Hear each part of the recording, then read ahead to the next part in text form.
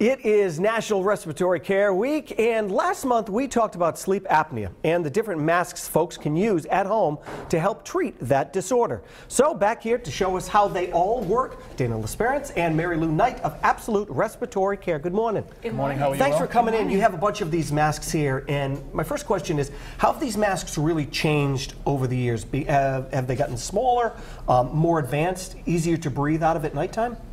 Really, all those things will, and the biggest thing is they're more comfortable, they're lightweight, and they're always improving. So we actually, this mask right here, we actually just got. It's brand new. It's from Fisher Paykel, and they improved the overall. The size is much smaller, much lighter. So it's going to help people to get more comfortable with using a CPAP machine. So how do one of these machines work? Obviously, there's the hose on it. You're hooking it up to your nose on as far as all of these here. What do they actually do? The mask or the machine? The mask itself.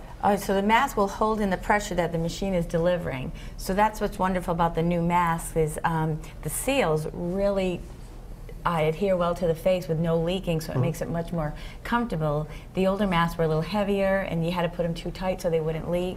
So the new masks have very good seals on them to hold the pressure in. So the machine delivers the pressure. The job of the mask, it's very important, is to hold that pressure in. So I'm someone, I told you this last time, I'm someone who has a mild case of sleep apnea. I probably should be wearing one of these masks.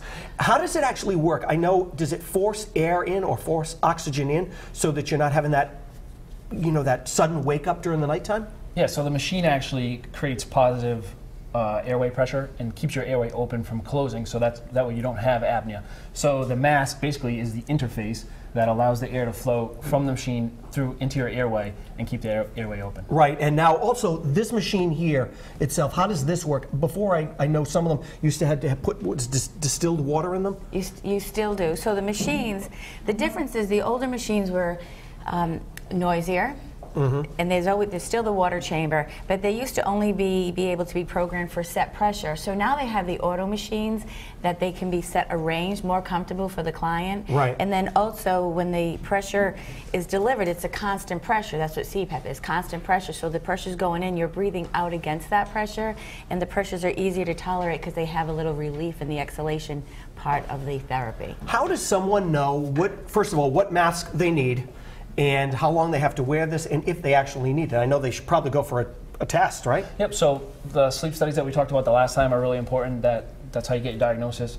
But getting the mask, there's a mask for every face. That's why we have dozens and dozens of masks. So respiratory therapists like Mary Lou just do a great job to spend time and fit those masks to your face that's going to be the most comfortable. Really. And sleep is so important because your whole day can be set off if you don't have the right amount of time to sleep. All right, folks, thanks so much for coming in. Our pleasure. If you were like me and you may be struggling from not sleeping all night long and you'd like to learn more about home respiratory care, you can head on over to Rhodeshow.com.